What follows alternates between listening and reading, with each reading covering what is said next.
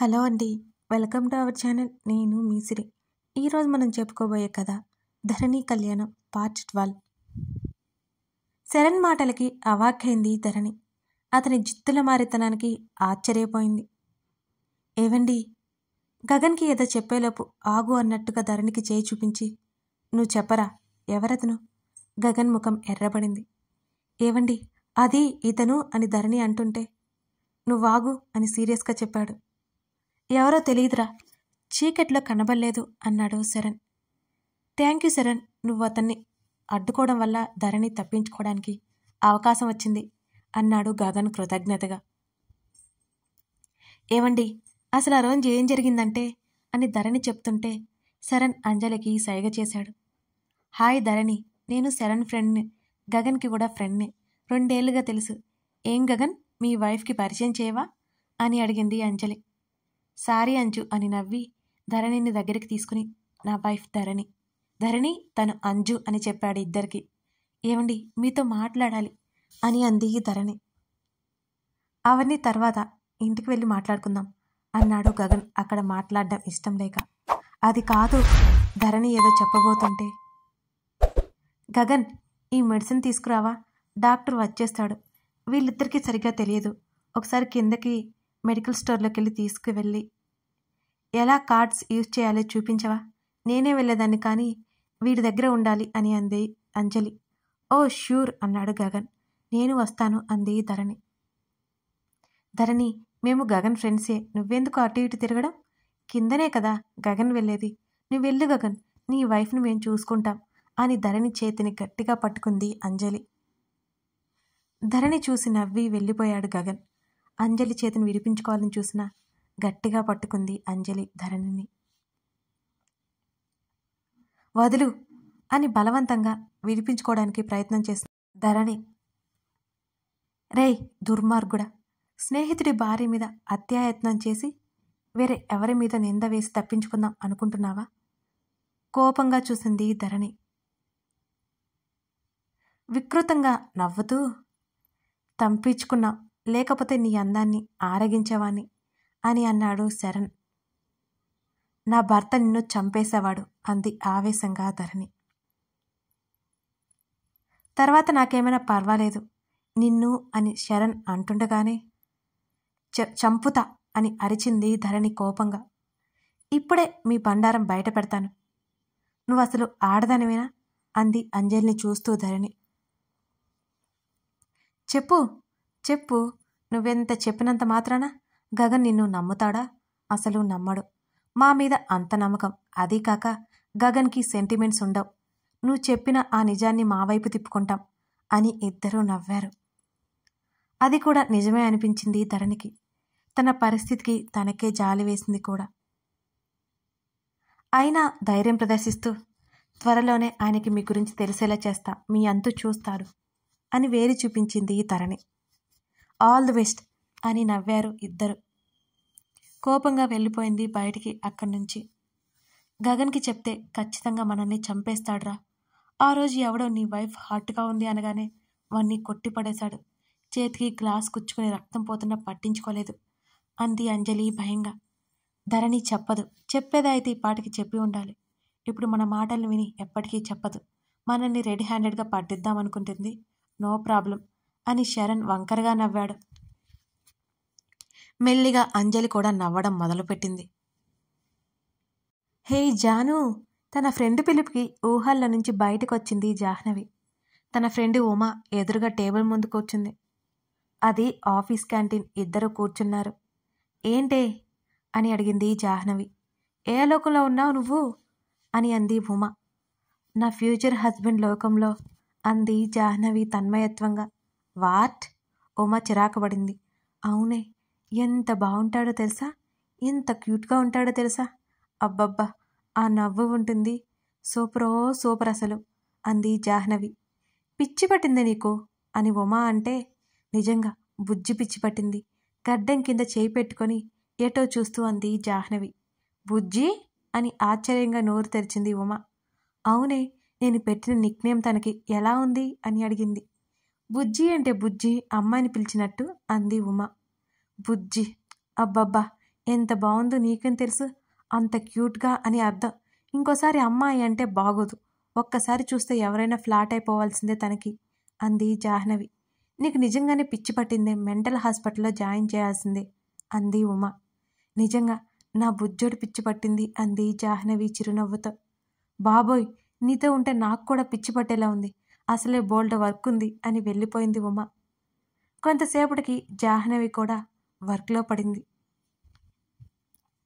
మరోవైపు ఆఫీస్కి వెళ్ళాలి అని బయటికి వచ్చిన రామారావుకి దాత్రి కనబడగానే స్వీటీ అంటూ కంగారుగా వచ్చాడు. చిన్న యాక్సిడెంట్ డాడ్ అని నవ్వింది. నీ కార్ తీసుకెళ్లకుండా స్కూటీ ఎందుకు తీసుకుని వెళ్ళావు అని అడిగాడు సీరియస్గా. చాలా రోజులైపోయింది కదా అని నసిగింది దాత్రి. నీకెందుకో ఆఫీసులు, పెళ్లి చేసుకోక అని దాత్రి చేతిని పట్టుకొని బాధగా చూసింది కమల. చిన్నదే మమ్మీ, నువ్వు ఎక్కడికో తీసుకెళ్లకు అని నవ్వింది దాత్రి. బ్లడ్ అంతా తుడిచి బ్యాండెడ్ వేశాడు రామారావు. రెస్ట్ తీసుకో స్వీటీ, నేను వెళ్తున్నాను అన్నాడు ఆయన. డాడ్, ఈ ఇయర్ మీరే బెస్ట్ ఎంప్లాయ్ అవార్డు తీసుకుంటారు అని ముఖం నల్లగా పెట్టింది దాత్రి. ఆహా, అవును, థ్యాంక్ యూ, అందుకోసమే కింద పడ్డావా అని నవ్వాడు. డాడ్ అని నవ్వేసింది దాత్రి కూడా. వీళ్ళు మారరు అని వెళ్ళిపోయింది కమల లోపలికి.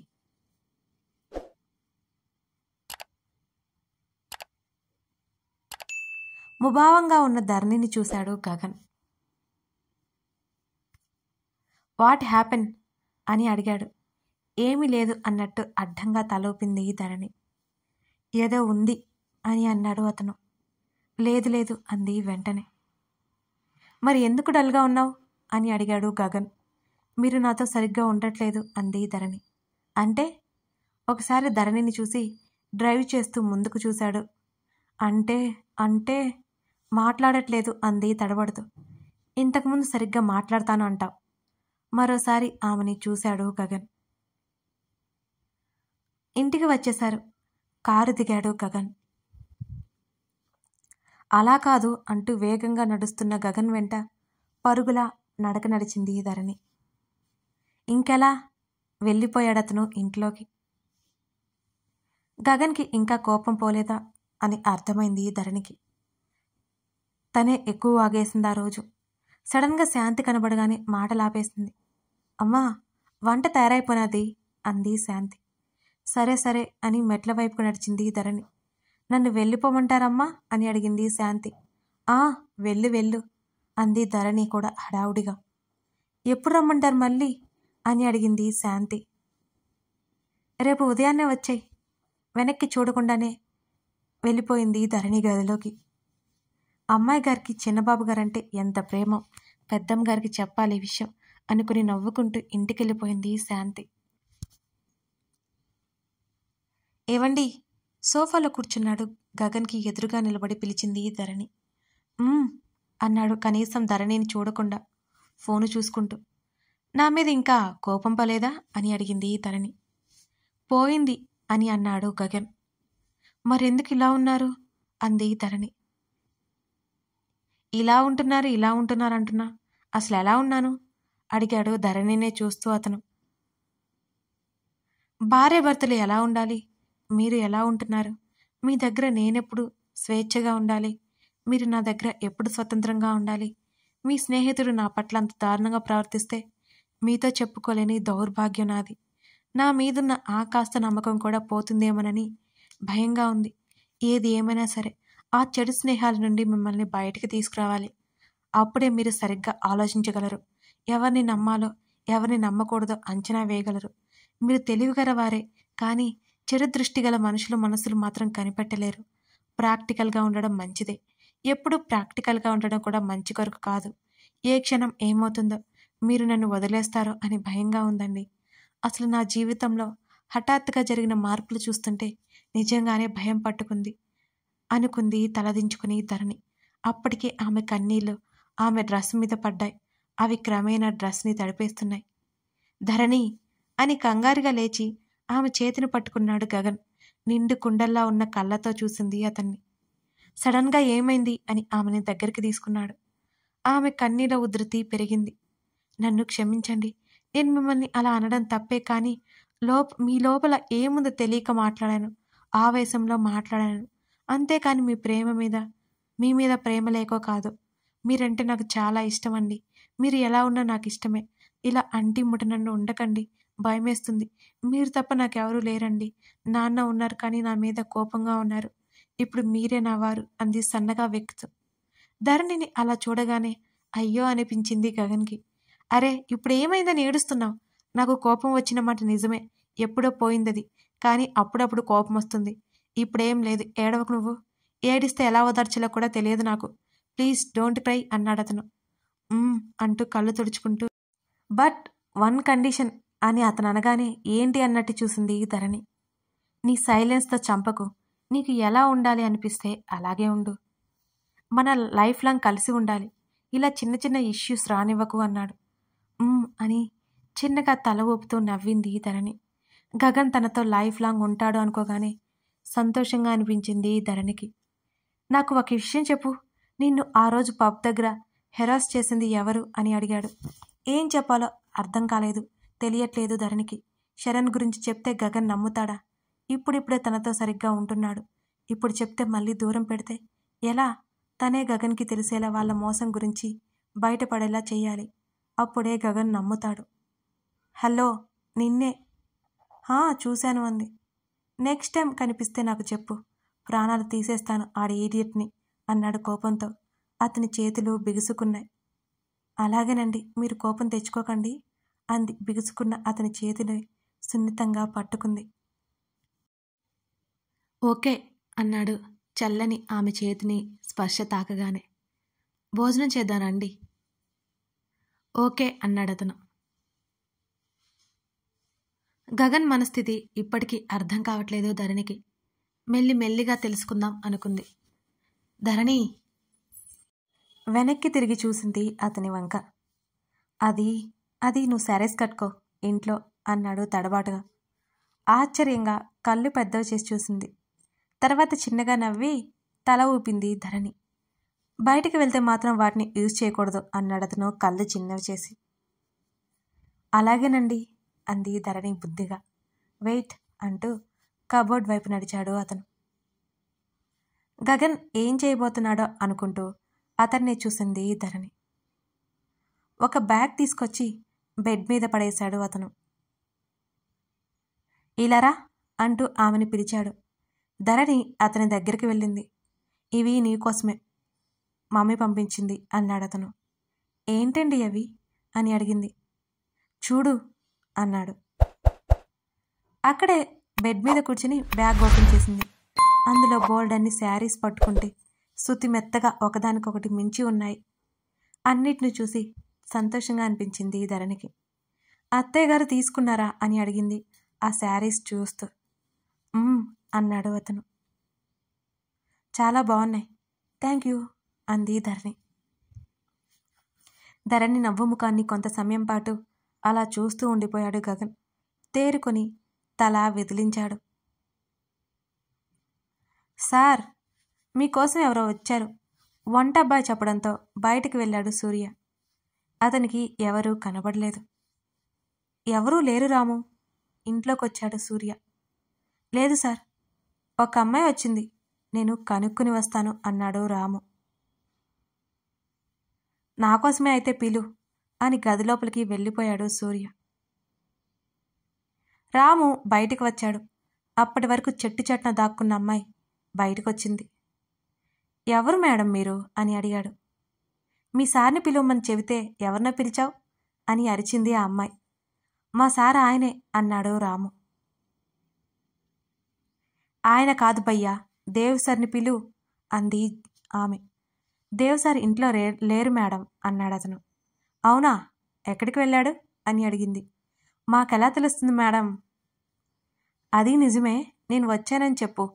వెళ్ళడానికి ముందుకు తిరిగింది. మీరంటే ఎవరు మేడం అన్నాడు రాము బుర్కాలో ఉన్న ఆ అమ్మాయిని చూస్తూ. నేనంటే అని ఆలోచించి,